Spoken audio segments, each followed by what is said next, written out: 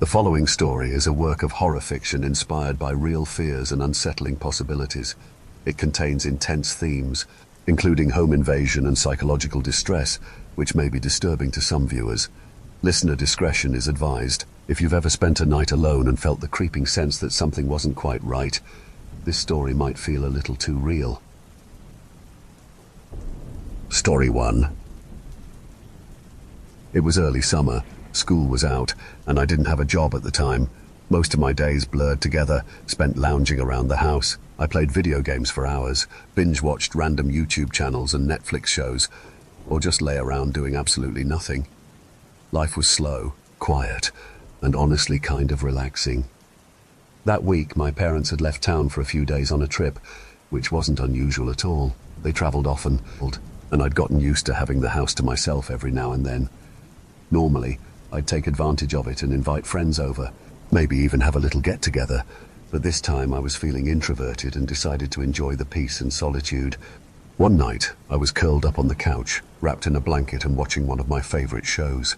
It was a rerun on Netflix, something I had probably seen a dozen times, but it was comfort TV. My phone was in my hand, and I was lazily scrolling through social media at the same time. It was late.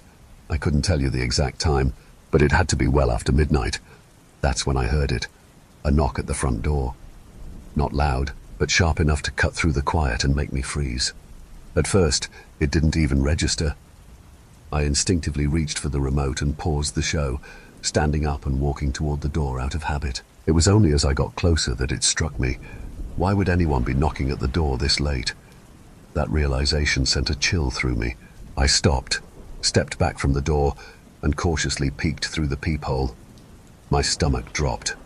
Two men stood on the porch, both dressed in dark clothes, similar jackets, jeans, and boots. They weren't moving much, just standing still, their postures tense. They looked like they were waiting for something, or someone. I didn't recognize either of them. I stood there silently, unsure of what to do. For a moment I debated calling out to ask what they wanted, just to make it clear I was home, but something in my gut told me not to. Then, one of them spoke. "Hello? We're here looking to speak with Mr. and Mrs. Ian," one of them called out. I've changed the name for privacy. That's when I froze again. They were asking for my parents specifically, not a neighbor, not a generic, "Is anyone home?" They were looking for them by name. That wasn't normal. It was way too late for any kind of visit, even in an emergency. I didn't say a word. The men exchanged a look, muttered something too quiet for me to hear, and then slowly walked off the porch. I didn't see a car. No headlights, no sound of an engine starting up or driving away. Did they walk here? From where? I stayed by the door for a while longer, peering through the peephole, but the front yard was empty. Slowly, I walked back to the living room and sat down, though I didn't unpause the show. I just sat there in silence, listening. I kept my phone close. A few minutes passed. Then I heard it. Footsteps. Not on the porch this time. Outside, moving along the side of the house. My heart dropped.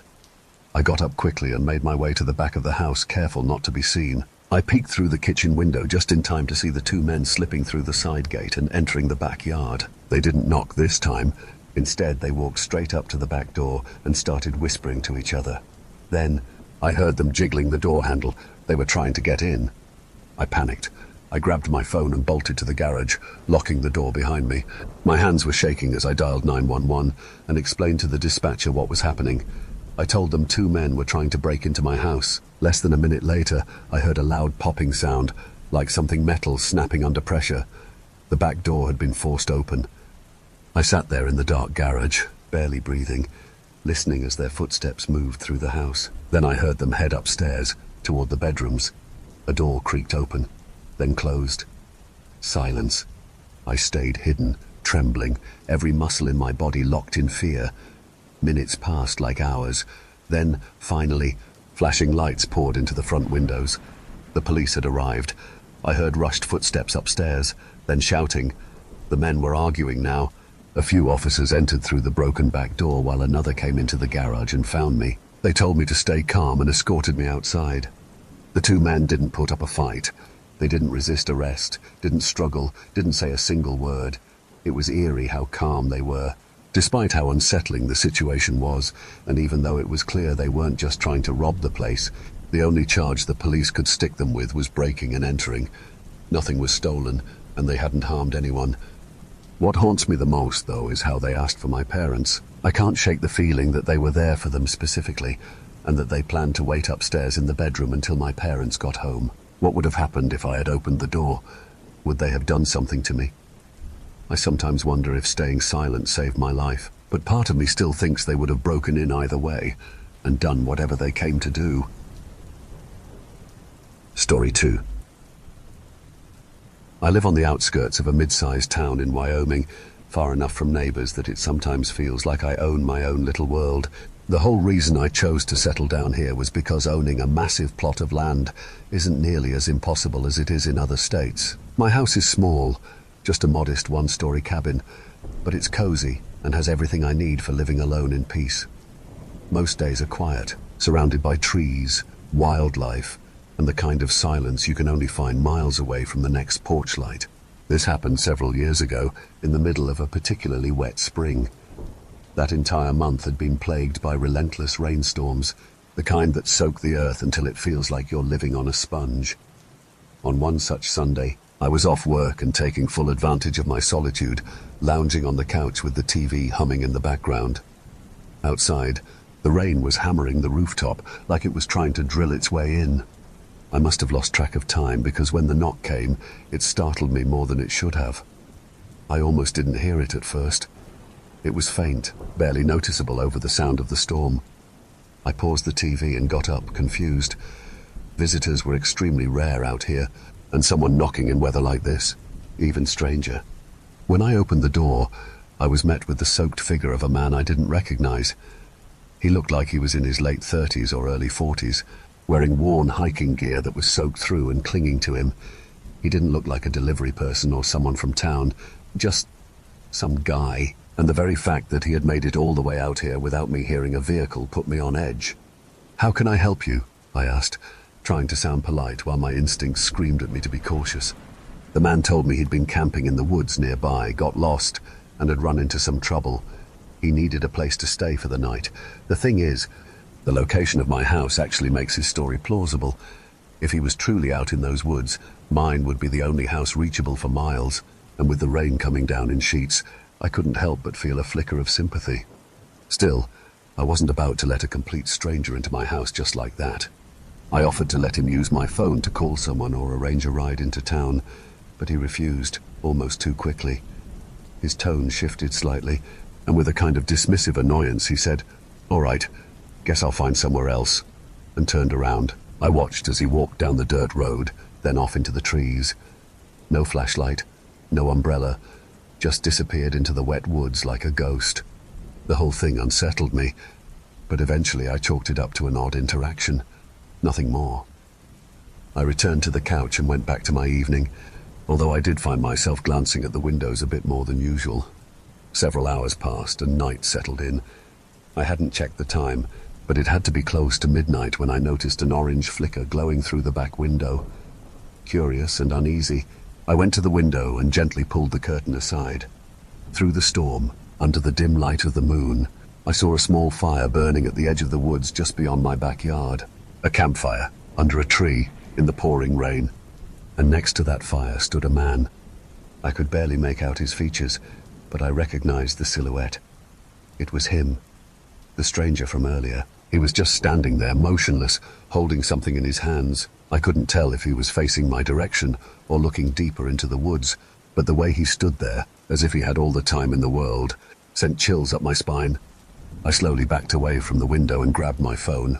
I called the local sheriff's department and explained the situation, told them about the man and the campfire and how I had turned him away hours ago. They said they'd send a unit, but it might take a while given the weather and how remote I was. After hanging up, I peeked out the window again. The fire was still burning, though more like embers now, but the man was gone. Then I heard it. Footsteps, squishing, deliberate footsteps through mud and wet grass, drawing closer to my house. I hurried to the side window just in time to see him walk past, this time with a hunting rifle in his hands. He moved slowly, calmly, like he had a purpose. When he turned the corner and approached the front door, my pulse skyrocketed. He banged on it once, then silence. I moved fast, retrieving my self-defense handgun from the hallway closet, trying to keep calm, breathing shallow and shaky. I crouched behind a wall near the entrance, watching the door, heart hammering against my ribs. Another hit, this one much louder. I could hear the wood splinter slightly. It sounded like he had struck it with the stock of his rifle, hard enough to nearly crack a panel loose. In that moment, I knew I had to do something. If I waited, he might get through. And if he got through, I didn't know if I'd survive. So I aimed toward the edge of the doorframe and fired a warning shot.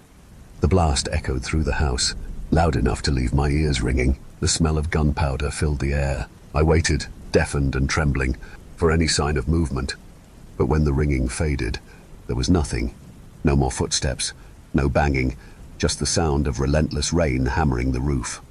After a few agonizing minutes, I peeked through the peephole. The porch was empty. I stepped back and cautiously checked the side window again. The yard was empty too, except for a set of footprints in the mud leading away from the house and back into the trees. The police eventually arrived and did a full sweep of the area. Out where the campfire had been, they found something strange.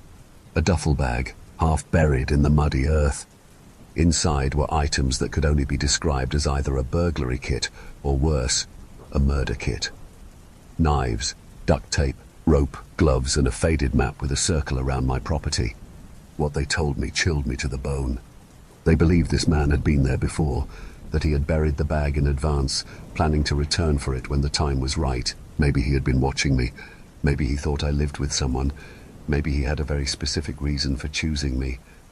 To this day, I still don't know who he was, where he came from, or what exactly he had planned. But what keeps me up at night is the terrifying knowledge that he could still be out there. That maybe, one day, he'll come back to finish what he started. And I'll never forget the look in his eyes the first time I opened that door. Story 3. When I was growing up, I lived with my mum in a modest one-story house tucked away in a quiet suburban neighborhood. It wasn't anything fancy, just 2 bedrooms, 1 bathroom, and a small fenced-in yard. But it was home. My mum worked hard to support us, and during my middle school and high school years, she picked up a second job that required her to work overnight shifts.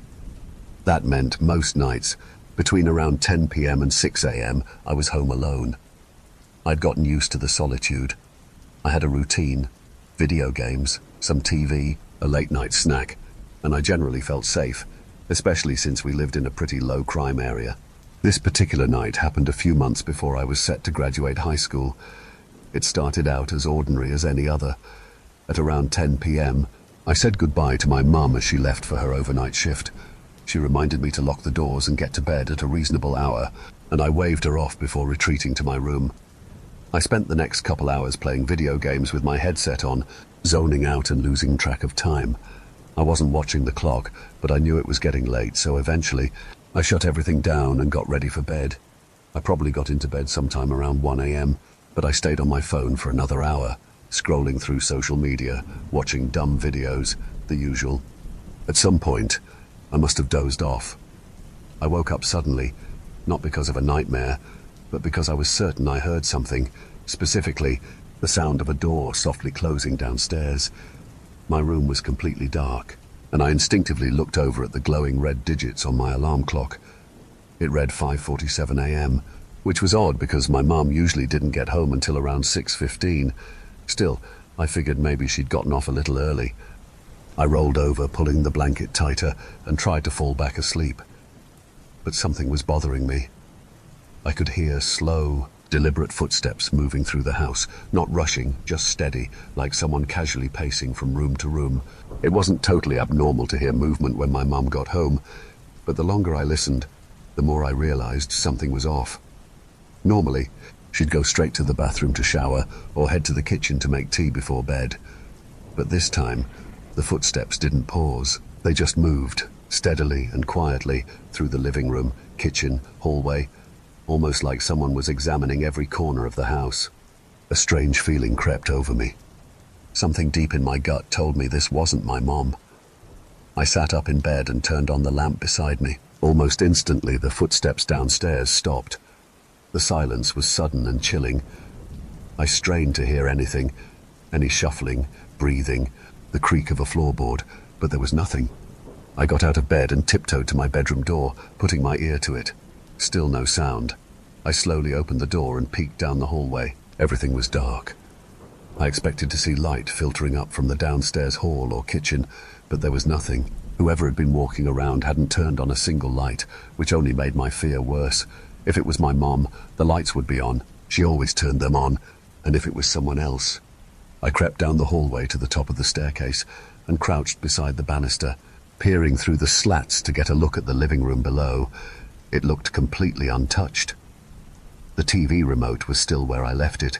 The couch cushions weren't moved, and my PlayStation was still under the TV stand, exactly where I'd left it. If someone had broken in to steal something, why hadn't they taken the easiest, most expensive thing right there?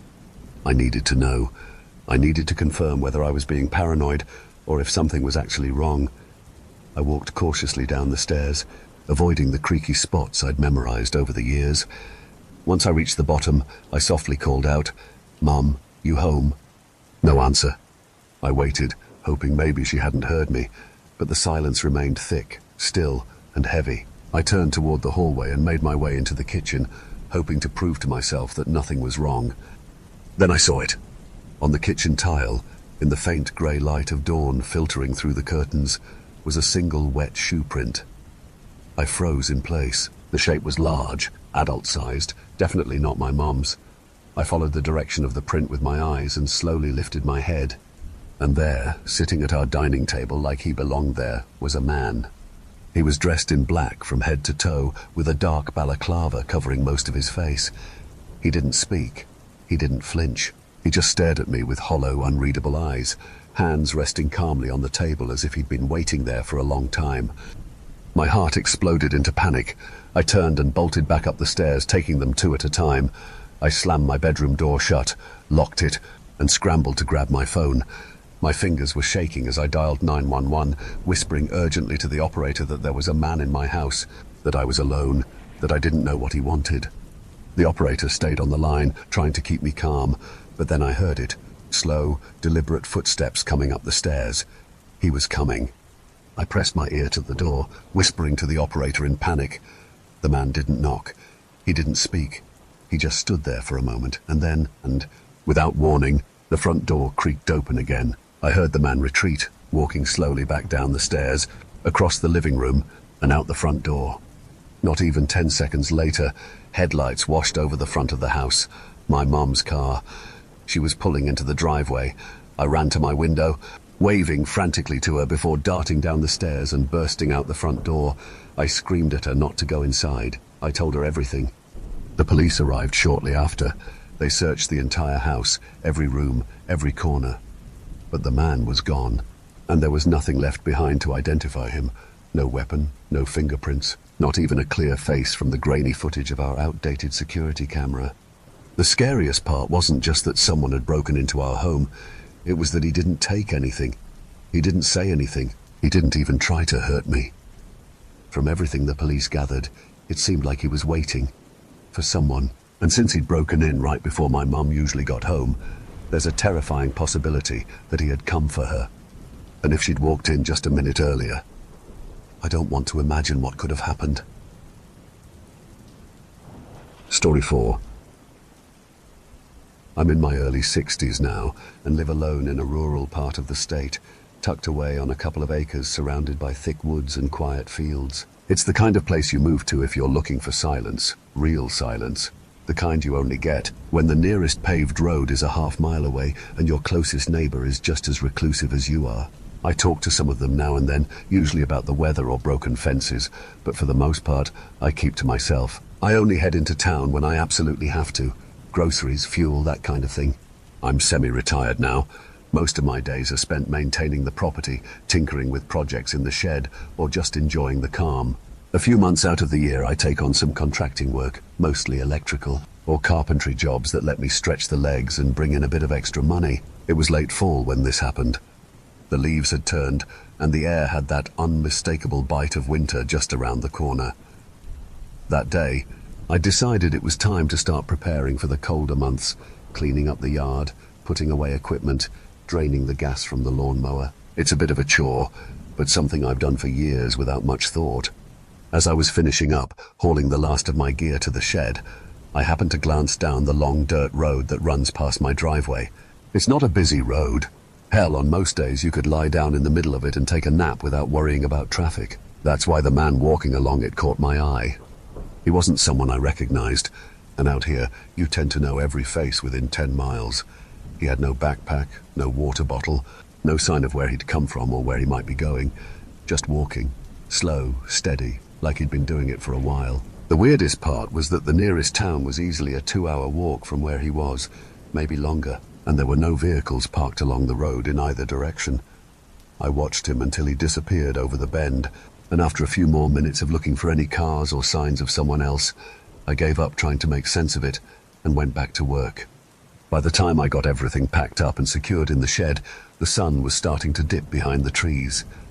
I headed inside, locked up, and made myself some dinner. I'd worked up an appetite, and I was looking forward to kicking back with a hot plate and a glass of something strong. I had just sat down at the table when I heard it, a sharp, hollow thud from somewhere outside. I froze mid-bite. It was a heavy, wooden sound, unmistakably coming from the direction of the shed.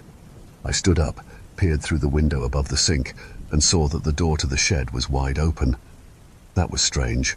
The door's old, but solid.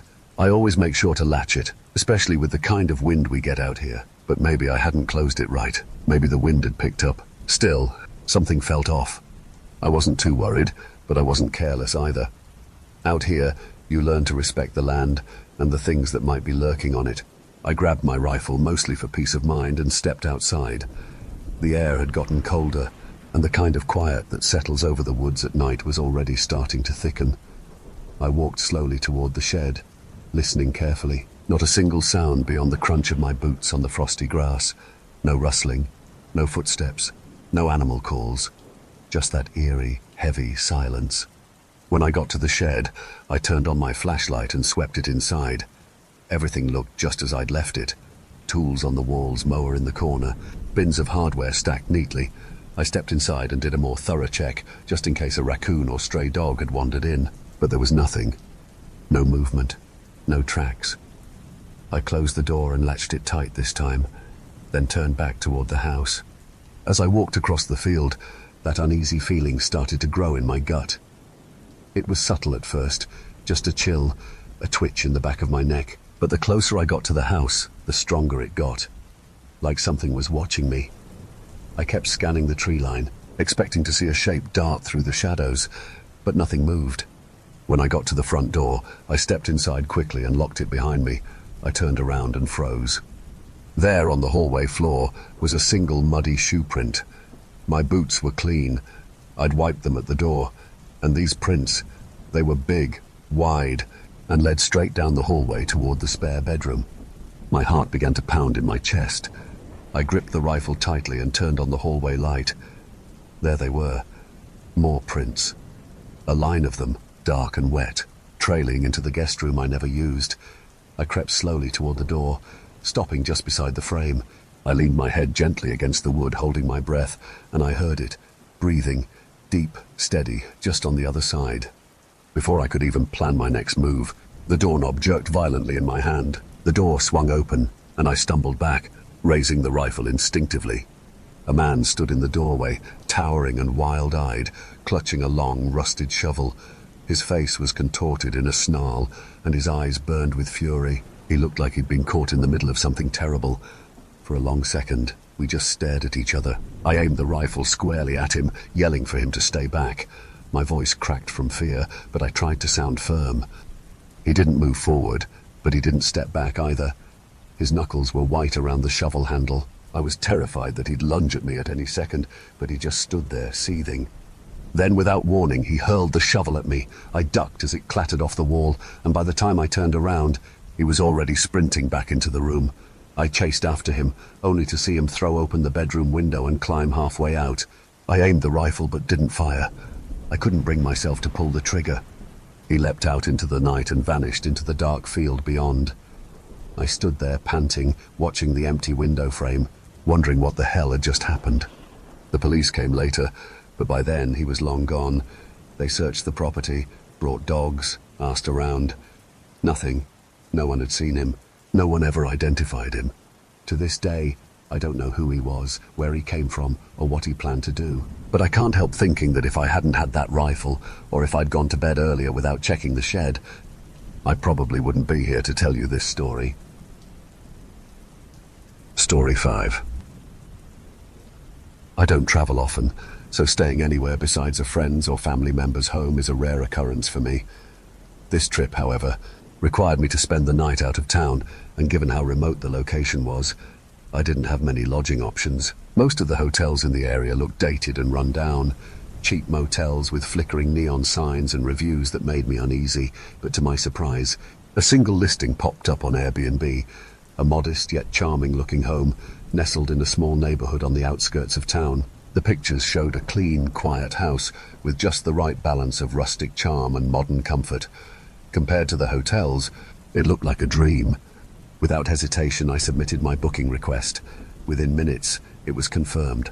The following week, I packed my overnight bag, filled up the gas tank, and made the drive. It was late by the time I pulled into the small town, close to midnight. The place felt like a ghost town. All the shops were closed, the streets were empty, and every house I passed was completely dark. No porch lights, no TVs flickering in windows, no signs of life.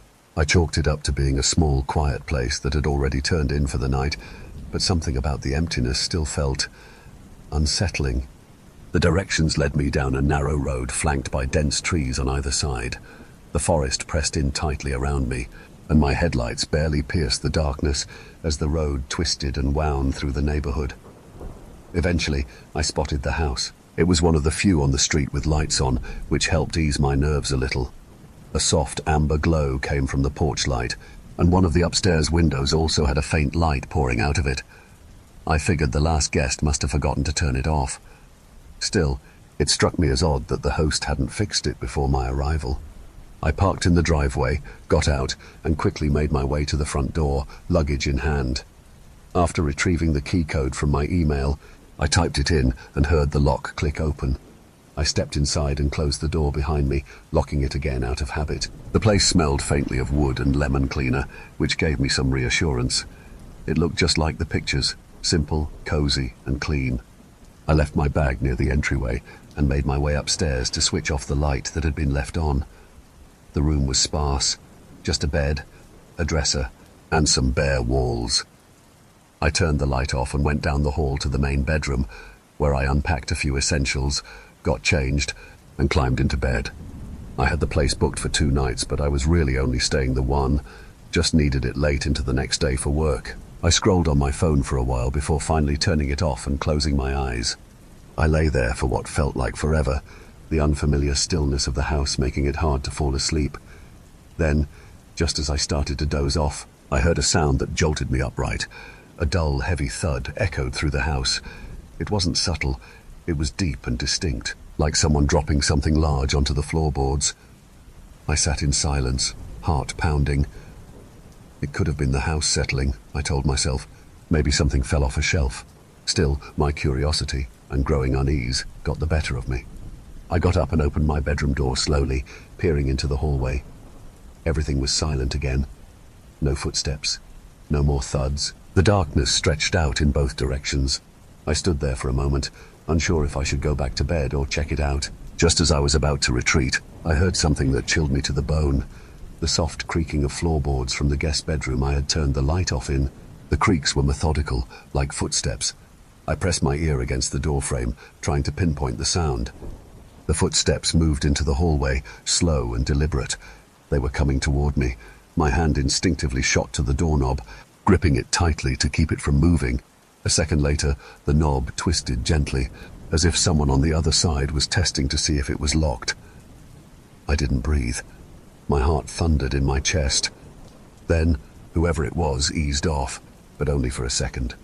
The knob violently jerked down again and the door slammed inward, swinging open halfway before I threw my body against it. In the brief moment the door was ajar, I caught a glimpse of the intruder. A man, his face partially obscured in shadow, but the emotion in his eyes was unmistakable. Rage. Pure, unfiltered rage. I forced the door shut with every ounce of strength I had, eventually getting it back into the latch and locking it. He pounded on the door once, then shouted a string of unintelligible, hate-filled words before thundering down the stairs.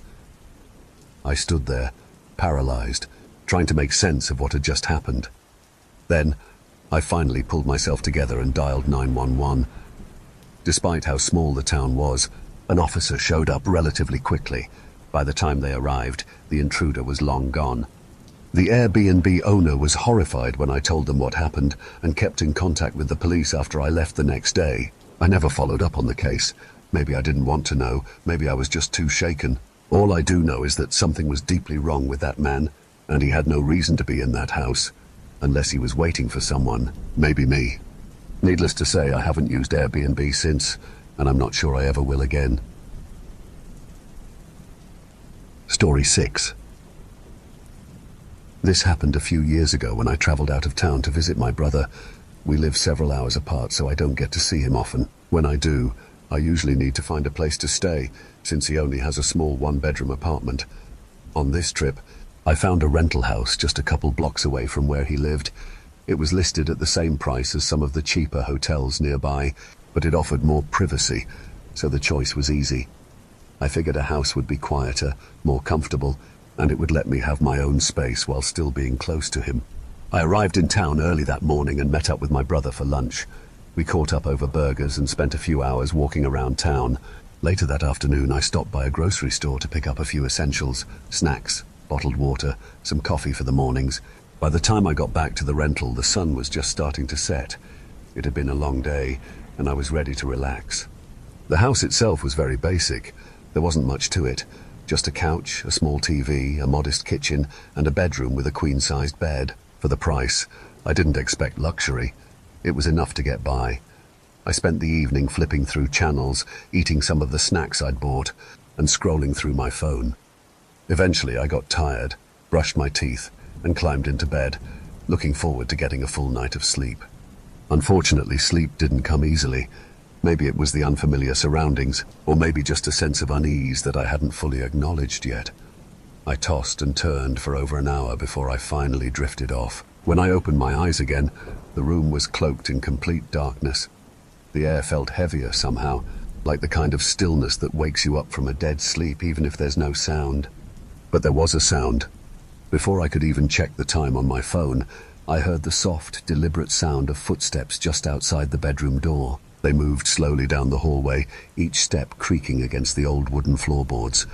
Then, I heard the distinct sound of a door closing, not slamming, just gently shutting. Then came the silence. I lay completely frozen in bed, staring at the ceiling and listening for any other noise. My heart was pounding, and my mind raced through possibilities. Had someone broken in? Was I imagining things? After a full minute of silence, I forced myself out of bed and tiptoed to the door. The hallway stretched out before me, dimly lit by the faint glow of a streetlight filtering through the blinds in the living room. At the far end of the hallway, I could see the front door. It was slightly ajar. I'm certain I had locked it when I got in earlier.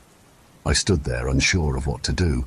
If someone had just left, were they still close by, or had they never left at all? I eventually mustered the courage to search the house. Room by room, I crept through the kitchen, the bathroom, the closets. I didn't find anyone. Nothing seemed out of place. There were no footprints, no broken windows, and nothing appeared to be missing. The only sign that something had been off was the front door, unlocked and left just barely open. I locked it, checked all the other doors and windows, and called the police. They arrived surprisingly quickly. 2 officers came in and did a walkthrough, but like me, they found nothing. Their advice was to double-check all locks and let the homeowner know. They didn't offer much more than that. No investigation, no follow-up, just a vague reassurance and a warning to stay alert. Needless to say, I didn't sleep at all that night. I stayed on the couch with the lights on, wide-eyed and waiting for any sound. Morning couldn't come fast enough. I called the owner of the rental and explained what had happened. He was concerned and apologized profusely. While I was out that day with my brother, he texted to let me know that he'd changed the PIN code on the door's keypad lock, which gave me a little peace of mind. I spent the day with my brother, got dinner and drinks, and didn't return to the house until sometime after 10 p.m. I was exhausted, running on almost no sleep and just wanted to collapse. But the moment I walked through the door, that feeling of nervous energy came rushing back. It was like my body remembered the fear before my mind could process it. Every creak, every shift of the floorboards made me jump. Still, I knew I had to sleep. I couldn't go another night without it.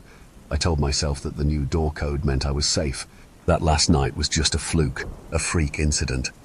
Before settling in, I decided to do another sweep of the house just to calm my nerves. I walked through the living room, checked the kitchen, opened each closet door, and eventually made my way down the hallway toward the bedroom.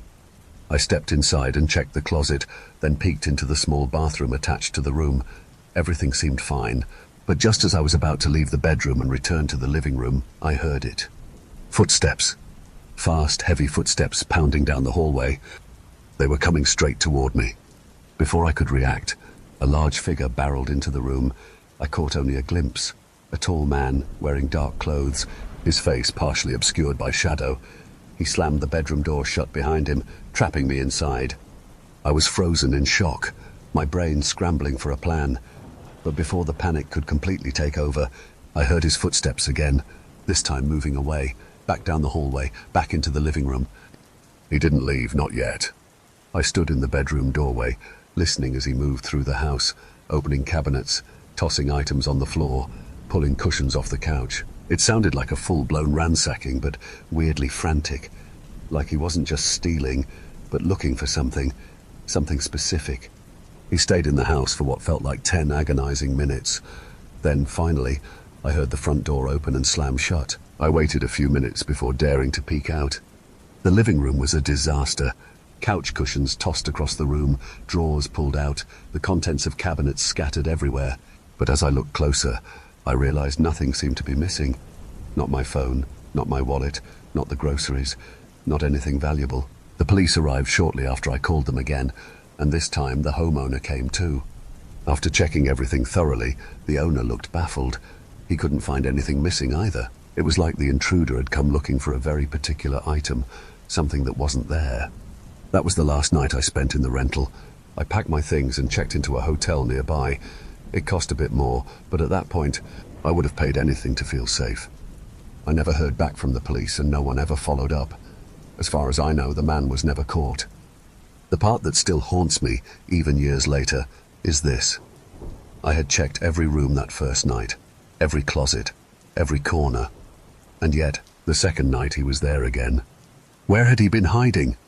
How long had he been inside the house with me? And worst of all, what would have happened if I had fallen asleep on the couch? Story 7. I was 21 at the time, living alone in a cramped one-bedroom house tucked away in one of the cheaper parts of the city. The neighborhood wasn't the safest, but it was all I could afford. My place was small, old, and a bit drafty, but it had everything I needed for the time being.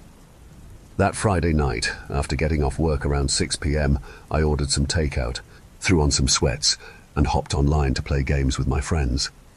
It was pouring rain outside, thick, heavy drops hammering the roof and windows, accompanied by occasional gusts of wind.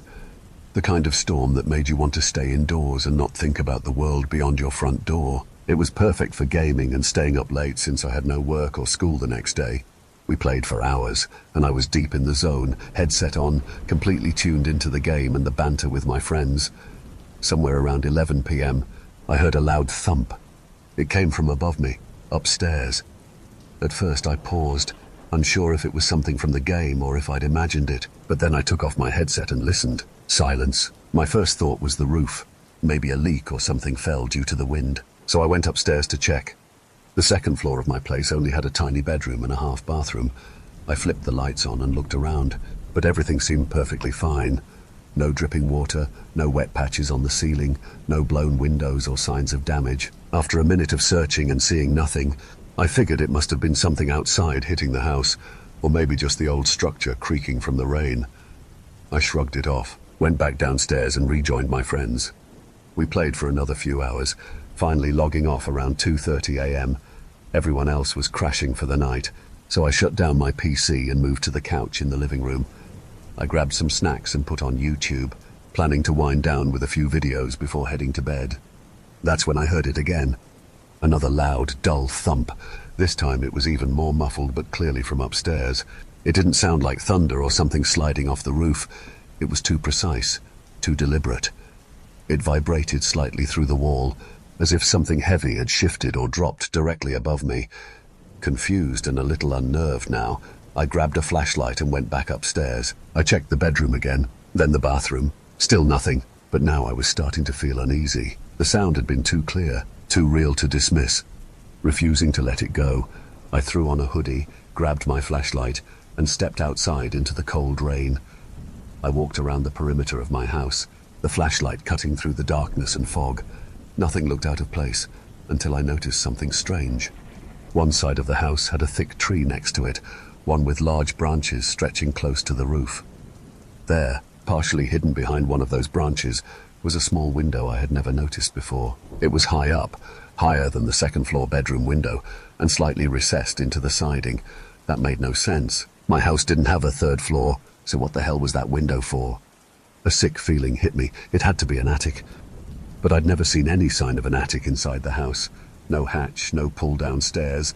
Still, the window was undeniable. I rushed back inside and started searching everywhere for some kind of access point. It took a few minutes, but eventually, I noticed a faint square outline on the ceiling of my bedroom closet. It blended in almost perfectly with the ceiling. Small, clean, with only the slightest indentations where the panels separated. I grabbed a box, climbed up, and carefully pushed on the hatch. It gave way with a groaning creak, and an old, narrow wooden ladder creaked down from inside. Immediately, a rank, rotting smell spilled out from the dark opening above me. I hesitated, flashlight trembling in my grip. The attic space looked extremely small, maybe 4 feet high at most. I climbed a few steps and poked my head inside, flashing the light around. The beam landed on cobwebs, dust, and old insulation, until it caught something else.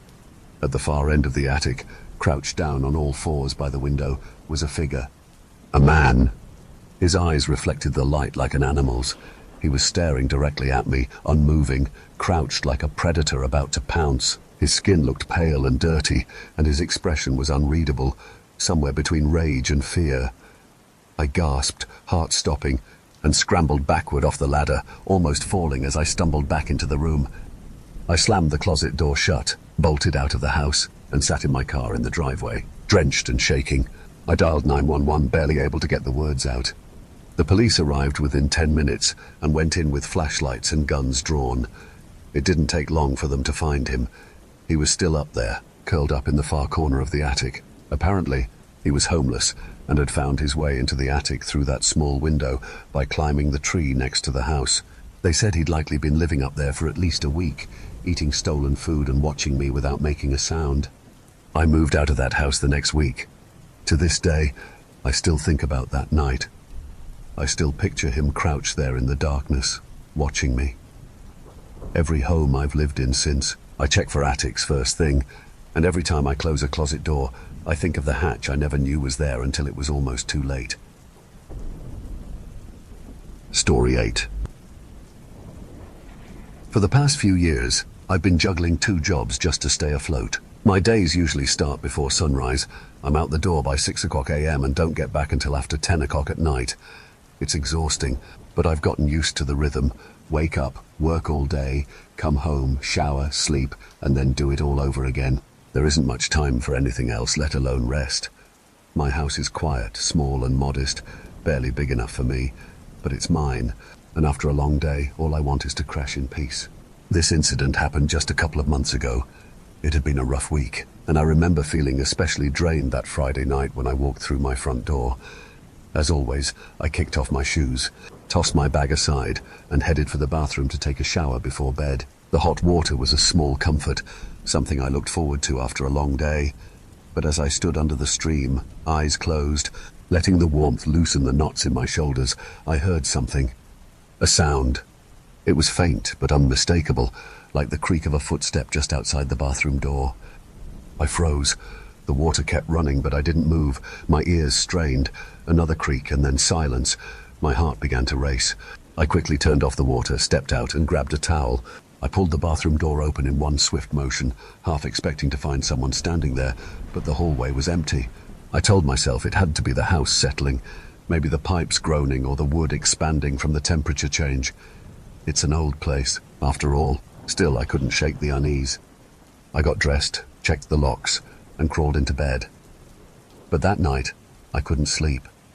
Every time I started to doze off, I'd hear something.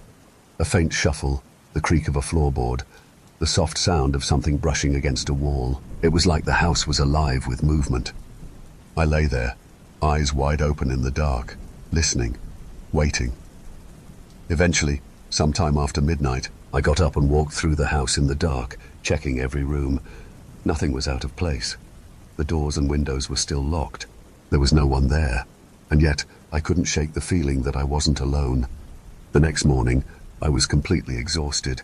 I powered through my day on sheer willpower and an ungodly amount of coffee. All day, I kept thinking about those noises. They weren't normal, but I had no time to dwell on it. I had to work. By the time I got home that night, I was so tired I could barely stand. I wanted nothing more than to take a shower and collapse into bed.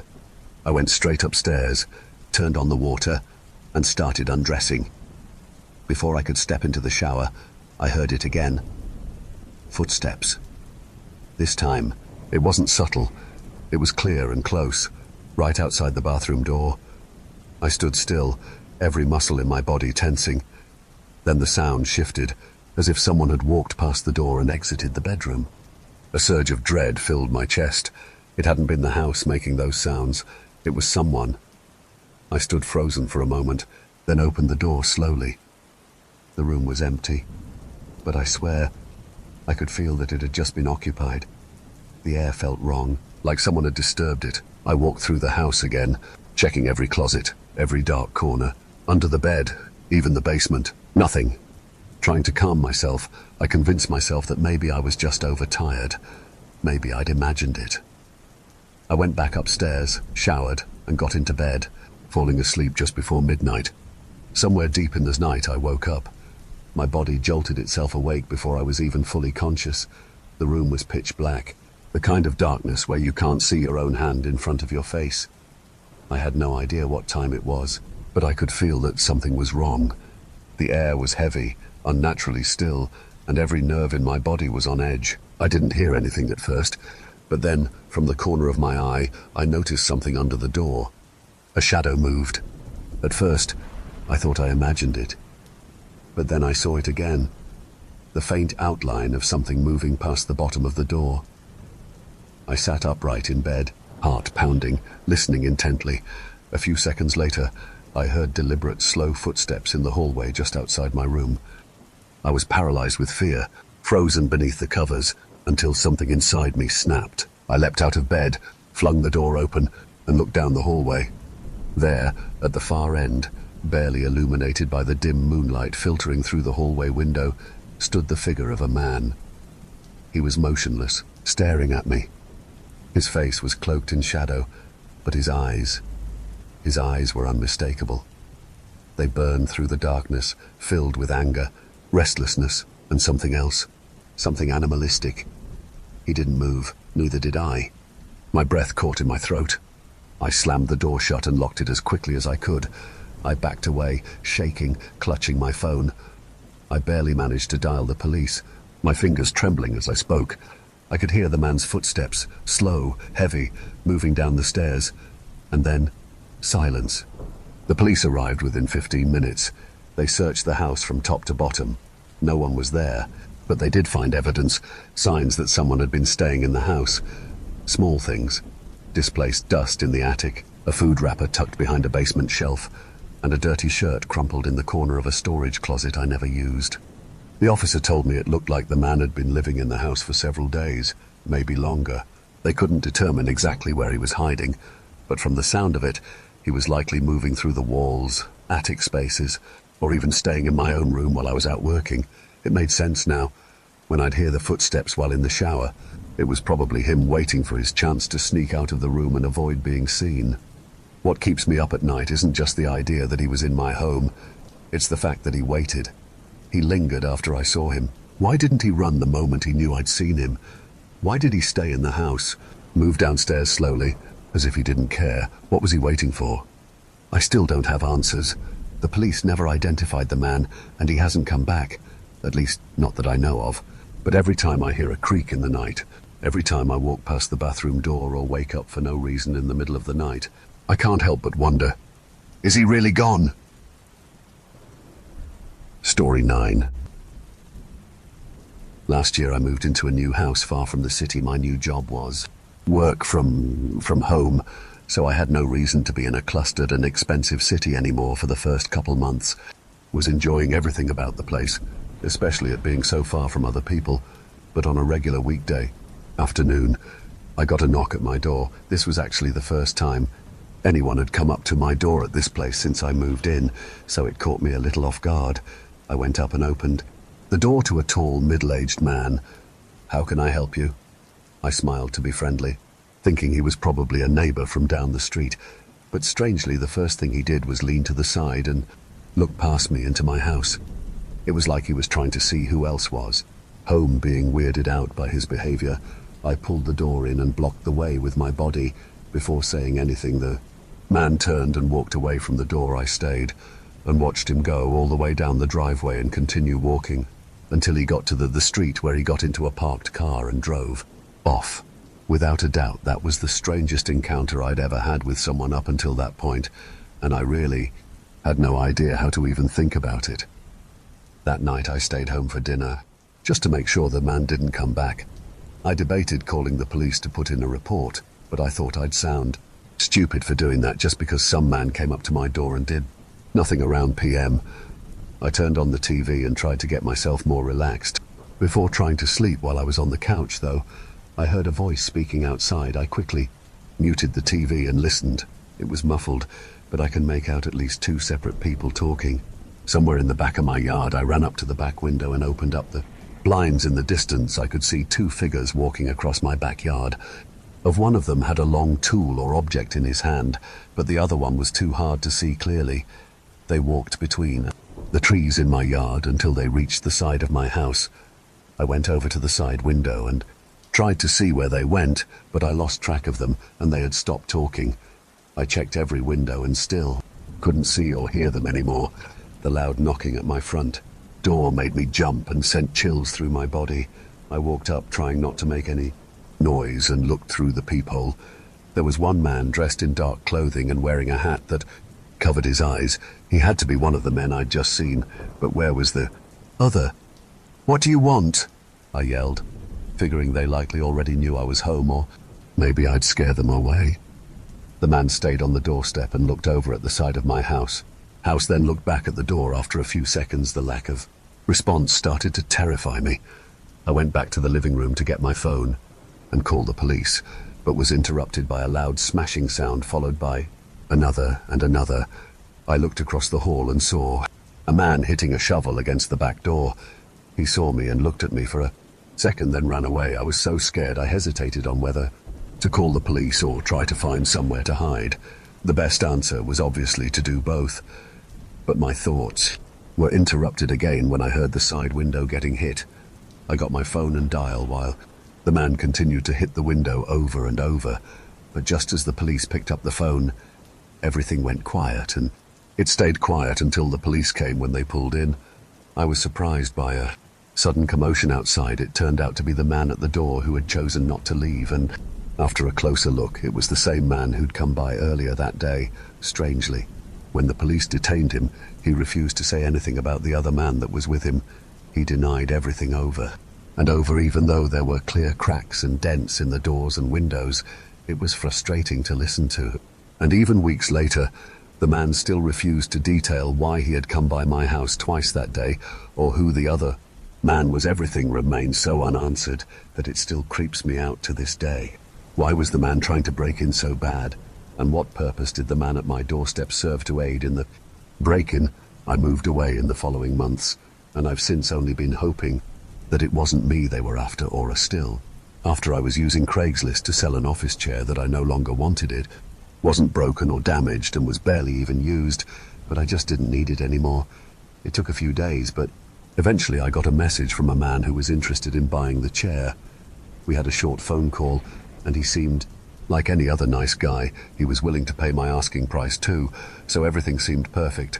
We set to meet at a local Walmart parking lot, which I opted for to keep it in a public setting. Come Friday afternoon, I called the man and let him know I was on my way. Then I drove down to the Walmart and got there right on time. He said he drove a grey Honda Civic, which I realized was very generic and basically useless information. He knew which car I drove too, so I was hoping he'd see me at least and come over. But time ticked away, and there was no sign of him. I sent a text, and a few minutes later I called. But now he wasn't picking up. I stayed in the lot for nearly an hour, waiting for him to show. But as the sun was going down, I decided to just go home for most of the drive. I was just annoyed and upset that I'd had to waste my time for absolutely no reason. But about halfway back, I realized that car had been behind me for a while. I got nervous about it. But once I pulled into my street, they turned away after going inside and tossing my phone and stuff on the counter. I went back out to bring the chair inside. As I walked down my driveway, car pulled up along the road and parked right in front of my house. I couldn't tell for sure, but it looked very similar to the car that was behind me earlier. It was a dark red sedan, looking to be at least years old, with rust all around it. I quickly got my chair out of my car and went inside, closing the garage and locking all the doors. I peeked out the windows and watched as the car just sat right in front of my house, still running and everything. I checked my phone to see if the man had ever responded, and he still hadn't, and that's when it all really started making me nervous. After another minute, I heard a car door open and close. I looked out the window again and saw a figure in dark clothing standing beside the car. But he was facing the house as if he was inspecting it. Once I saw that, I closed the blinds and dialed, explaining to the operator that a creepy man was outside my house and that I think he followed me home. They sent an officer on their way, and I thanked them, then hung up. I pushed the blind up slightly, and checked out the window one more time. His car was still there, but the man was gone. I could feel my heartbeat getting faster as I went around to each window and looked, but it wasn't until I got to my back door that I saw the man. Again, he was standing inside my fenced backyard and was looking up at my house. I didn't know what he was doing, but it was really creeping me out, and all I could think was that at any moment he was going to try to break in. After a second, the man started walking to the side of my house. I went back to the front window to see if he was going back to his car, but he didn't reappear. Then I went around to every window again, trying to find him. But a few minutes later, the police showed up. The car was still left outside my house, and the man was nowhere to be found. What's worse is that the car was completely empty, not having a single piece of paper or even a fingerprint anywhere inside or outside of it. It was apparently bought from a junkyard years ago, but that was the earliest record they had of it. The police were just as weirded out as I was, especially since the man just disappeared, leaving his car behind and showing no effort to break in. One thing we can say almost for certain is that it was likely the same man from List who had used an untraceable email and account and followed me from the Walmart parking lot to my house. It's been a couple months since all of this, but I still worry, because why else would he have taken the time to inspect my house on all sides if he wasn't planning on coming back any day? Now, to finish whatever it was he came to do. Story 10. Years ago, I moved down a few states on the East Coast to a new city due to work. Of money, I couldn't make the trip to see the place before making the move, but I was only renting, so there wasn't too much risk in it. It was mid-September when the movers came and loaded everything up, then dropped it off at the house. The landlord was nice enough to let the movers in for me to unload, because I wasn't actually arriving there until the following week. It was a Monday evening when I finally arrived and saw the house in person for the first time. It was a mess, with boxes everywhere and furniture laying all around, but the house itself was all right. The layout was interesting in that it was very separated. It was a single story with the kitchen and living room on one side of the house. Then on the other side was a long hallway with all the bedrooms and bathrooms. Since it was already late, I went to the master bedroom and started working on getting the bed put together, then shut off all the lights and went to sleep. I didn't have a clock set up yet, so I don't know what time it was, but in the middle of the night I woke up to an odd sound. I thought it was a noise the house was making, but I wanted to see what it was and if it was something I needed to let the landlord know about. I got up and walked over to the room door. As I got closer, though, realized it was coming from somewhere down the hallway. I opened the door, and it stopped. Almost instantly, the hallway was pitch black, so I flicked on the light, but nothing was there. I slowly walked down and peered into the living room. It looked the same as it had earlier, but I turned on the lights and looked around just to be sure. On the floor, there were a lot of footprints, scattered between the boxes that were laying around. I knew it was likely from the movers, and with no other signs of anything, I went back to the bedroom. It took a while for me to fall asleep again, because I kept thinking about how the sound stopped as soon as I opened the door. I tried to come up with any possible way this could be the house making noises, but nothing came to mind. When I drifted back asleep, it felt like I only stayed asleep for a minute before I was woken up by a sudden thump, followed by footsteps running down the hallway. My eyes shot open and I looked over at my bedroom door. The door was wide open, and on the ground were clear footprints coming right up to my bed. I got up and hurried to see who was there, but by then they were long gone. All that was left was scuffed prints from them running away. I got my phone and called the police, locking myself into the bathroom until they arrived. When they did, they oddly found no signs of a break-in. Aside from the footprints, I convinced myself that they must have gained access during the week before I arrived at the house, but something still didn't sit right with me.